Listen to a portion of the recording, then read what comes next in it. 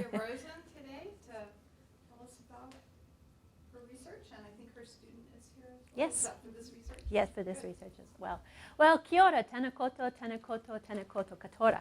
That is a traditional greeting you would use in New Zealand where this research first started. So I actually got my EDD, a Doctorate of Education, in New Zealand at the University of Otago, and that's what kind of kicked all of this out. Because I was finishing my doctorate, and the students I had studied as first-year individuals were now in their final year of study. And even though I hadn't finished my doctorate yet, I was close, I went, if I don't survey them before they scatter to the four winds, I will never know what has happened. So even though I wasn't a postdoc yet, I quickly wrote another application and said, please, please, please, may I survey these teachers, and that can be my postdoctorate research to add on to my doctorate. And I was given permission, and I'm now using that data to compare from what's happening here. So hence the name Down Under and Up Above, a comparison of pre-service elementary science teacher methods in New Zealand and the USA. And we have the two flags. New Zealanders' flag looks a lot like Australia, but the way you tell the difference is the Aussie flag has another star right here. So no star, it's New Zealand. So that's how you can kind of keep it straight which one you're looking at. So first of all, trying to figure out where little New Zealand is. It's an island nation, and it's consisted of three main islands: North, South, and Stewart. So yeah, very original names, I know. But that's where it is, and it's in the South Pacific. Its closest neighbor is Australia. Just like when we talk about taking flights to Europe, we go across the pond. They refer to their flights as across the ditch. So that would be the closest one, but it's about 4 hours away. And the next closest continent would be Antarctica. So in New Zealand, actually in Christchurch, not far from where I did my study, that's actually where all the planes from both the US and New Zealand go down to Antarctica. So at certain times of the year, starting about now actually, because it's starting to become spring down there, you'll see the big planes going over with supplies and things down to McMurdo or Scott Base. So where I first started, that here's North Island South and Little Stewart Island at the bottom there, is in the far south island in a place called Dunedin. It's a Gaelic name. It actually means Edinburgh. So the layout of the town and everything actually looks like Edinburgh in Scotland. And that's where the University of Otago was, and where I was looking at their pre-service teachers there. They have a teachers college, and I was an adjunct there teaching some of the science method courses. So a little bit different than what we're used to here in the United States. So a little bit of background to the New Zealand study. I was an adjunct, and I thought, right, I kind of enjoy teaching at the university level, but to go further, I needed to get a doctorate. So that's when I first started my, my research in that. And I took a constructivist lean to looking at the things because it was a major influence then of teaching and of learning in science methods. And I wanted to use that to frame my research questions, as well as it was part of the New Zealand national curriculum. They have a national curriculum, not like in the US where we have each state has their own bits and pieces. They instituted, and they've had a national curriculum several times, but they instituted a new one in 2007. And for the first time, they had a list of pedagogical practices that were supposed to be for good teaching practice. And even though they weren't saying it, when you looked at the characteristics, they were aligned to constructivism. So this is why I wanted to see, right, do teachers know how to use these good practices now that they're in the curriculum? In New Zealand, when you go to university, you get a 3-year bachelor's degree, which is a bit different than ours. Ours is a 4. So you start off in your first year taking education courses. It's not like here where you have liberal arts and you're getting a grounding in many different areas, and then you do your specialization. So their degree is a slightly modified compared to ours. And for them there, they take their science methods actually in their first year. Now they don't do any long placement in that first year, so they have a little bit where they go in and teach a science lesson, just so they're getting their feet wet. Now, they may not use that science knowledge until year 3, when they actually go out and do their student teaching like we would here. So I was quite curious, if you were learning a new way to teach and you had to wait till the 3rd year, what's actually going to happen, how you're able to transfer that knowledge, or is it going to disappear and you're going to fall back to how you were taught? And for them, they had no other science courses required, where here in the United States, quite often you have to take at least 1 or 2 other science classes that are content courses before you take the methods course. They do not. They had an additional option to take some science classes, one being a more focused science method course called Children and Toys, so using toys to teach science concepts. But you did not have to go and take a biology or a physics or a geology type course. So many of them did not. So gathered that information and data, and it's been sitting in my H drive waiting for me to do something with it. So then when I came here and I started to do some research with a Blue Gold Fellow, we noticed that the block teachers here, which are third-year teachers, usually about junior, senior level here, I was hearing some anecdotal evidence that they weren't seeing science in their placement classrooms during block, or they weren't being able to teach because the schools were on an alternate schedule of social studies 1 month, science the next. And I kind of went, okay, I keep hearing this, is it truly happening? So I decided to do a little bit more and base that anecdotal evidence with real evidence to see what's happening. So this is when I teamed up with a Blue Gold Fellow. We decided to do that for research because I was curious to see from what I was hearing from the New Zealand teachers, is it the same that was actually happening here? In the US, of course, we have a 4-year education degree. And here at UW-Eau Claire, they take that science method course, how to teach science, that 3rd or 4th year, depending when they decided they were going to become a teacher and make the switch to take that classes. But they do have to have multiple science classes before they take that methods course, which kind of shows a little bit of a difference between the 2 groups.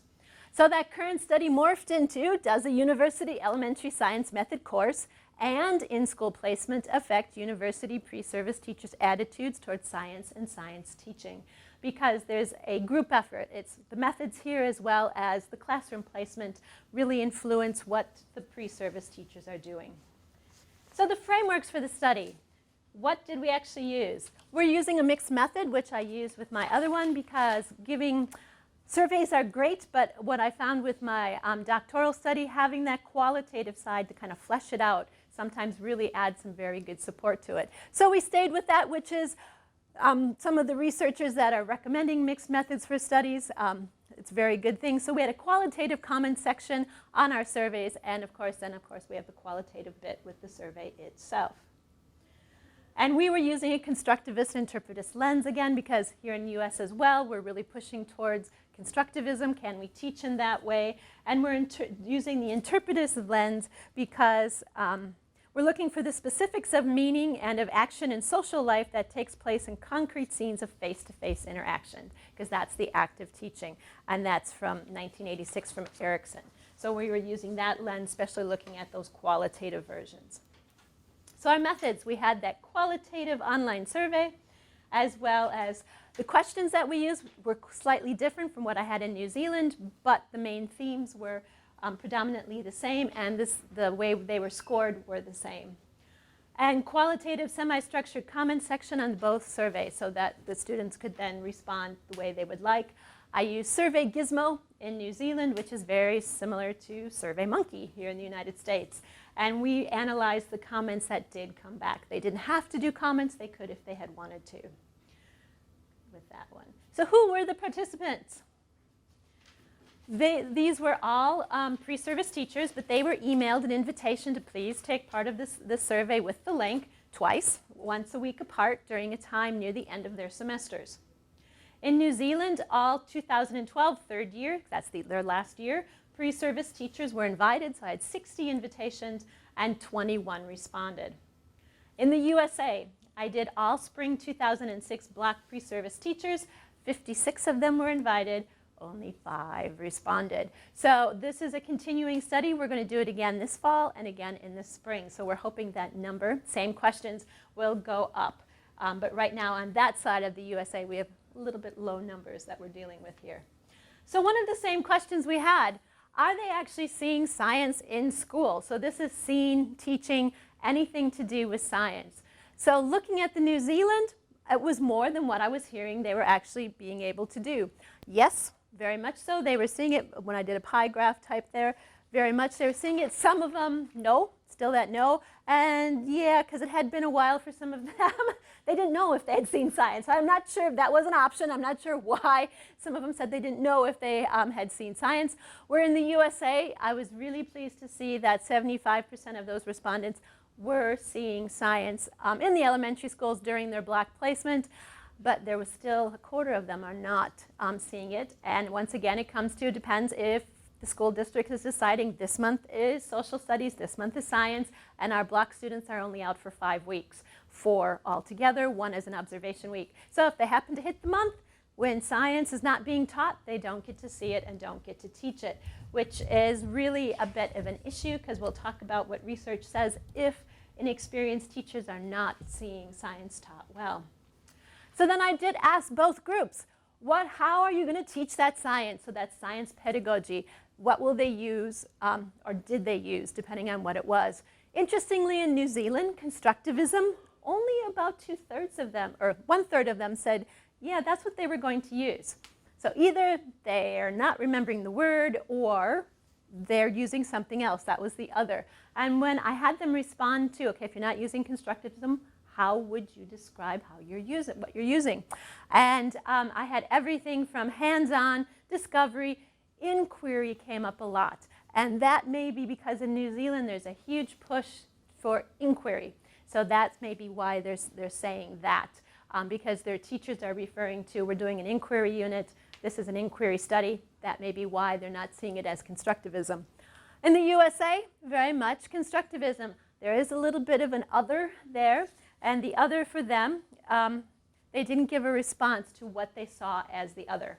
So I'm not sure because the individual did not respond to what they were doing. So then I asked them after their university course, what was their science attitude or confidence to teach science? So this is actually after taking the method portion of the course. And you can see in New Zealand, there's a huge range. Neutral being red, excellent being blue, good being yellow. So about a little over a quarter are either excellent and good, 50% were neutral, fair to poor for their attitudes towards science. Quite often elementary teachers, when they come in, don't hold good ideas and attitudes towards science because they've had poor experiences themselves. So trying to get them to get over that to teach science in their own classroom is a little tricky. As well as in the USA, you can see blue again is excellent, yellow is good. There weren't any other indicators, but the numbers are low with that. So we'll have to see as we get more survey data in how that plays out. But currently, after taking their methods course for science, they are boosting their confidence and attitudes towards science, which is good to see. Now this one, science attitude or confidence from year 1 to year 3. One of the questions asked them, how did you feel before you started that course? And then I asked them, how did you feel after the course? So New Zealand from year 1, you can see we have excellent, good again, neutral, fair, and poor. We're to year 3, after they've been out and doing some of it, they really have improved quite a bit. The gold, yellow, good has definitely improved. Blue has gotten bigger, and yet most definitely the neutral has gone down. Fair and poor, still so-so there, but actually being in the schools and trying to use some things seems to have improved by year 3, which is good to see as well. So in the US, kind of asking that question as well, before they take block, what are their confidence with science before? You can see we have some before block, we have some excellence, which is great to see, so they're coming in good. Yellow, good, and oh, there's a bit of fair, okay, there with the green. As well as after block, the fair has gone away, and it's either all excellent or good. So once again, low numbers right now, but there seems to be some changes after having the methods course and being out in the schools to teach. I did ask both groups, what would you like to see in the science courses? What more would you like to see? So New Zealand here, the blue stands for activities. The 50% of them said they would like more activities they could use to teach in their classrooms. New Zealand doesn't really have textbooks the way you and I think of textbooks, especially for elementary. They have manuals that list almost like thin books on different instructions, and these were building science concepts books They were called when the government back in the early 1990s decided science wasn't being taught well. So to help their teachers, they created these series of kind of activity books. Not that the students write in them, but ideas, background knowledge for teachers. So this may be one of the reasons why they want more activities, because the books, on average, have anywhere between 5 and 10 activities that you could teach a certain science concept. As well as that, teaching time, actually getting to teach some science, which you can understand when in New Zealand if you get to teach one lesson and then you have to wait till year 3. And New Zealand is just like the United States. They actually follow a lot of what the US does. Right now they're really having a big push for charter schools, and should they have private charter schools, because they're looking at the US as kind of the leader for that. But they're starting to have a huge push for literacy and numeracy, along with testing for literacy and numeracy. So some of my doctoral comments that students made when I interviewed them said, all you see is literacy and numeracy every day, which I hear that from the teachers, pre-service teachers here as well, that it's literacy, numeracy, and if we can squeeze 20 minutes of science or social studies in a day, we're doing well. So yeah, the big push there as well. So time to actually teach science, you can understand why that's higher. They'd like lesson plans, and I think I just saw something online that rather than giving teachers professional development, we need to give them good lesson plans. That will actually help improve their ability to teach certain content areas. As well as some of them are saying, yeah, I need a little more background in science. But at least they're aware of that. They will probably have to upskill on their own, because right now the New Zealand government is not doing a lot in professional development for teachers in science. Definitely literacy and numeracy, yes, there's lots of professional development there, but not much in the way of science.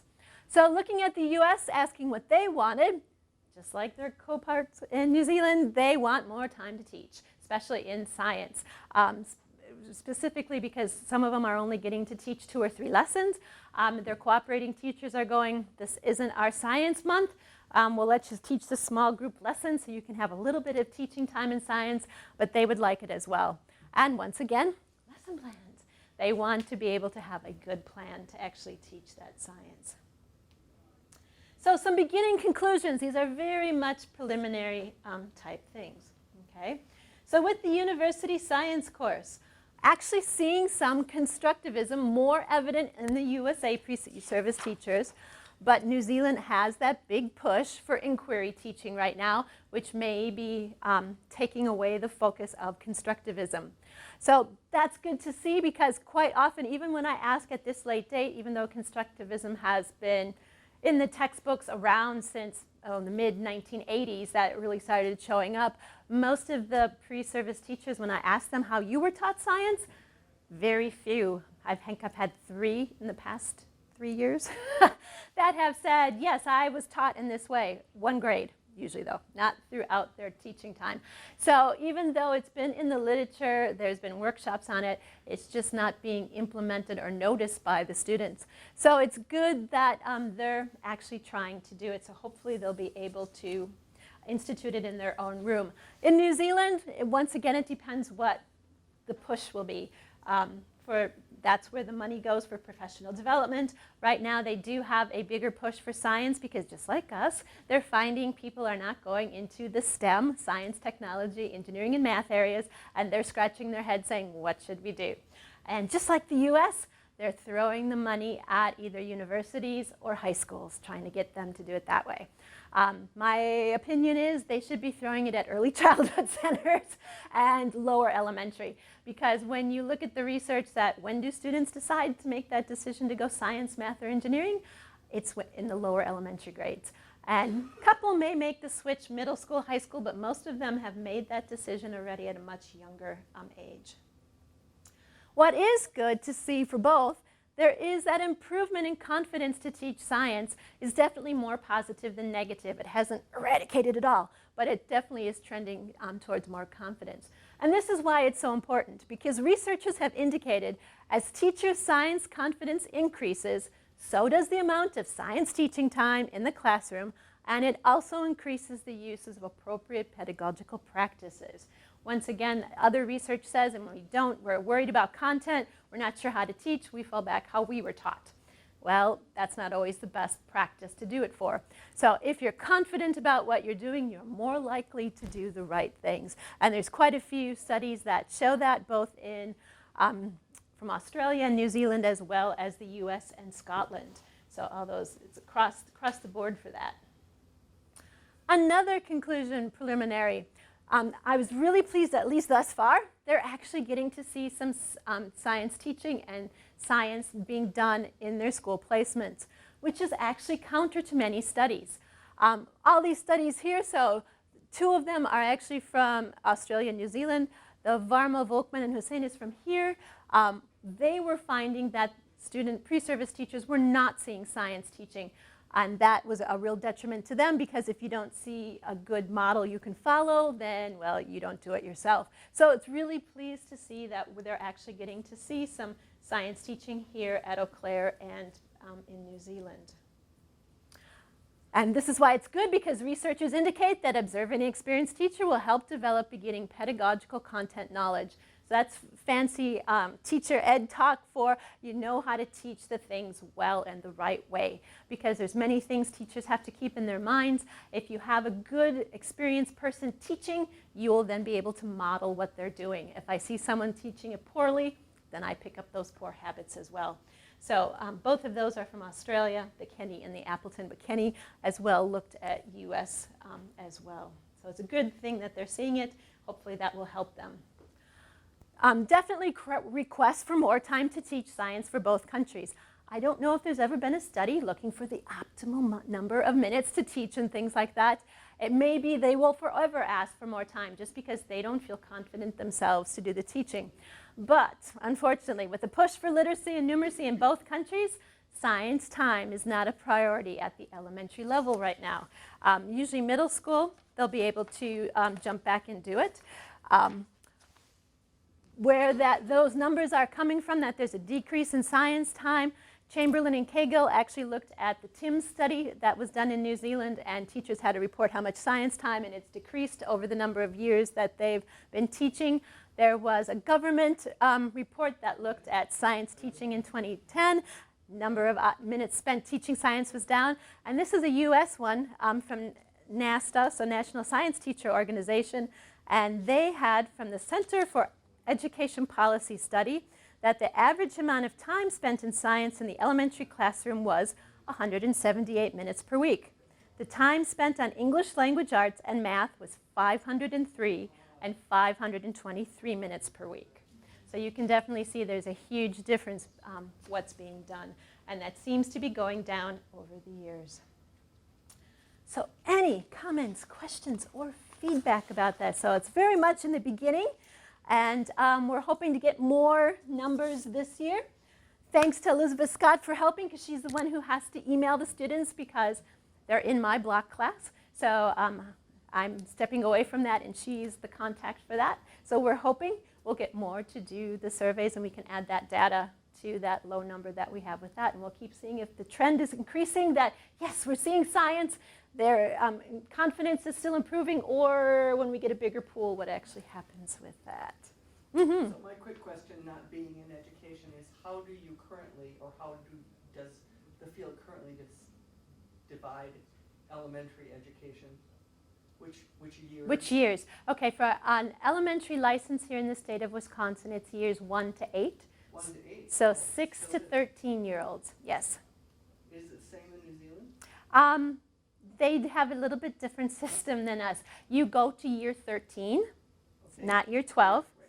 And elementary, there is sometimes to year 8. There are comprehensive elementary schools. They're called 1-8. Other ones have a middle school, or an intermediate, they call it, and that's 6 through 8. So it depends where you decide to send your child. Because in New Zealand, you can send your child to any school if there's an opening. So they have districts, but you don't have to keep your child in that district. So what is middle school then? They don't have a middle school. They'd call it intermediate. Okay. And intermediate would occur at about year 6. Yeah, 6, 7, and 8 would be their intermediate. 9, 10, 11, 12, 13 would be considered high school. Yeah, they have a little bit different setup. On the day you turn 5, you're allowed to go to school. You're called a new entrant. It does not matter if there's only 2 days left of the school year. you can go to school that first day. So those new entrance teachers, they're called, have a constant inflow of new students throughout the whole year. Yeah, so they really, I don't know how they cope. We're here, we have some students changes because it's usually due to moving. This is, nope, I turned 5 today, I go to school. Yeah, so it's a very different setup. Plus they have that year 13. You don't always have to go to year 13. Some people decide, no, I'm done with school, and they can leave at year 12. People who go on to university usually continue to year 13. But they're about the same age as our students because of where the grades are. Yeah.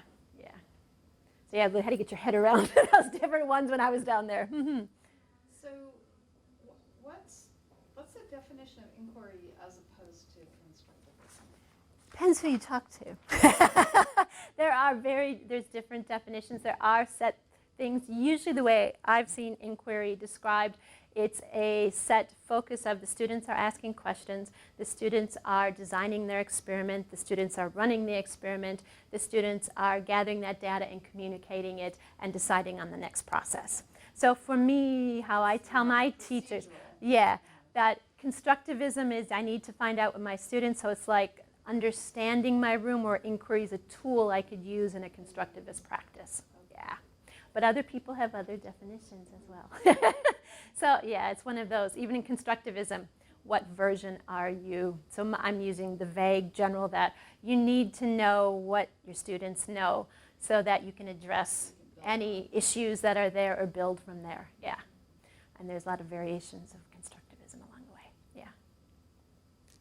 So it'll be interesting to see when you get more data whether the U.S. population remains at, because they felt comfortable with their science background. Yeah, and there's research that shows that They shouldn't feel comfortable. some of them know that quite often being oblivious gives you that, I know what I'm doing, when all of a sudden then when you do hit it, you go, oh, I really don't. So that's why I always take that, I feel confident to teach. Great. Let's see when you're really teaching how you still then feel after that. But those are harder to track down because then they're out for a longer term and then they're either full-time teachers or things like that. Yeah. But in New Zealand, where they don't take the science classes, Right. you did have some people who felt unsure of Yes. their... And they had a lot of the same feelings. When I go back to my data of my doctorate, I did ask them what was their confidence levels and things like that in my survey. And most of them had about the same feelings the U.S. pre-service teachers have, that some are really good with science, but the majority of them, no, I'm not so sure, I never liked science. It was all, because they have exams, just like we have AP exams, they have exams that they need to do as well, and a lot of them are like AP-ish, that you just study all this information and you spit it back on the test. So they're experiencing many of the same forms of education that the U.S. are, and they're not feeling comfortable because, I memorized all that, but I don't think I can use it or recall it at that late date. Yeah. Mm-hmm. So we thought about incentivizing to get a higher response rate. Yeah. Why not? Yeah.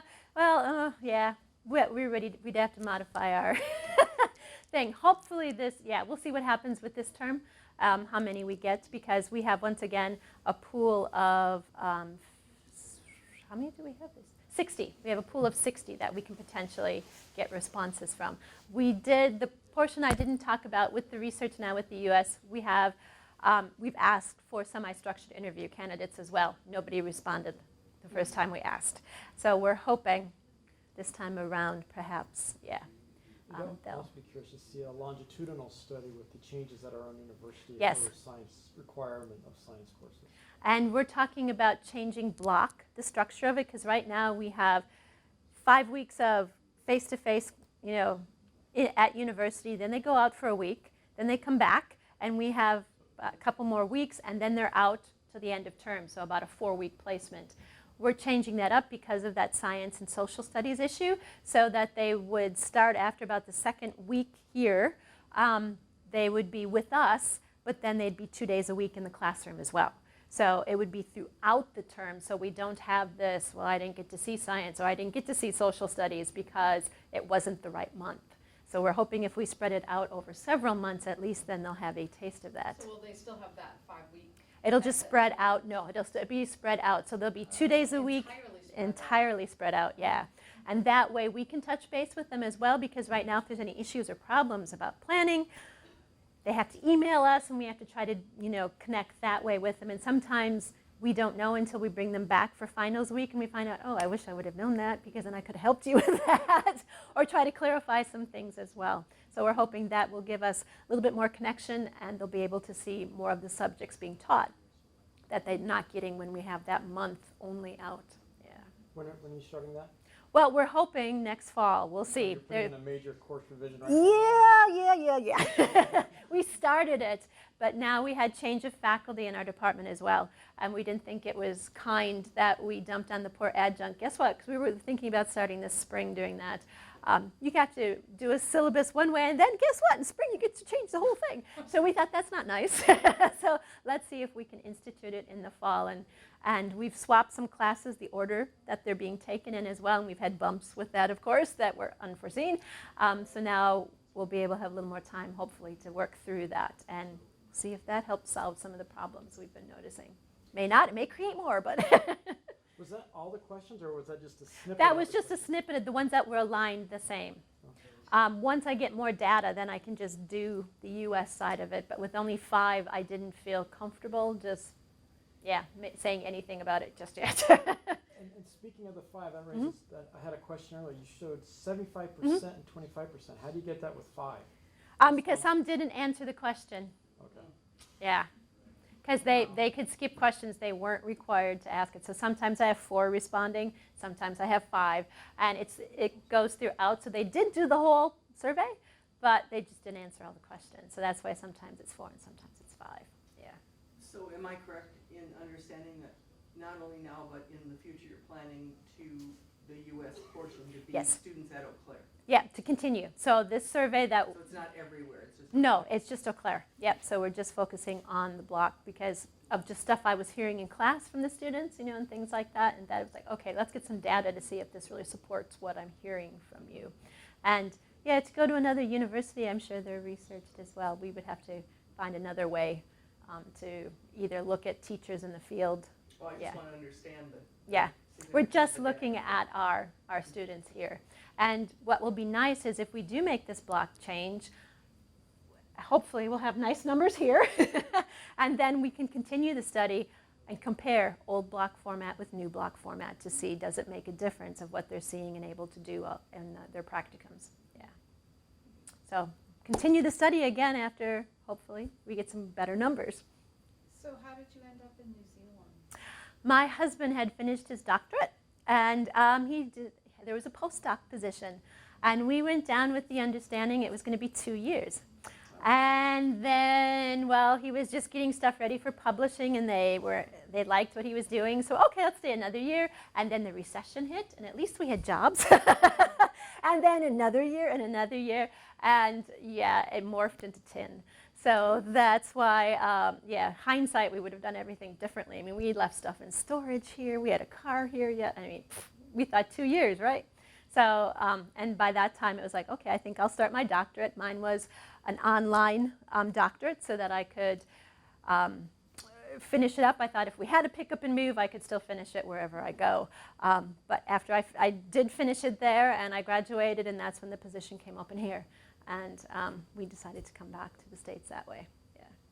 So never. If people say, "Oh, you didn't go back?" It's like, well, never say never. I didn't think I was going to be there for 10 years. So yeah. So that's how we ended up in New Zealand. And you interviewed from New Zealand, right? Yes. I had to teach a lesson via Skype. That was interesting with a classroom of students. And when I move around a lot, and I'm always, that was hard when I had a screen. You had to try to listen to comments and things like that, yeah.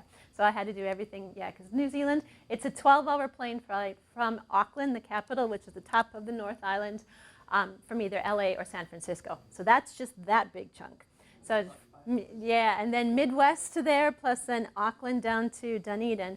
Yeah, it's like 24 hours worth of travel, and you're passing the international date line. So yeah, it's not easy to go back and forth. Yeah, doable. I mean, Kiwis are used to doing that. That's because they're island nation. You go anywhere, you're going to have to travel. So, and a lot of them have European heritage, so they're going back to England, which is another 12-hour flight from you know, the US, or you can go via Hong Kong or Singapore, but it's still 12 hours. So yeah, they're just used to, when you travel, it's going to be a while. Yeah. So, well, thank you. Kia ora. Thank you. very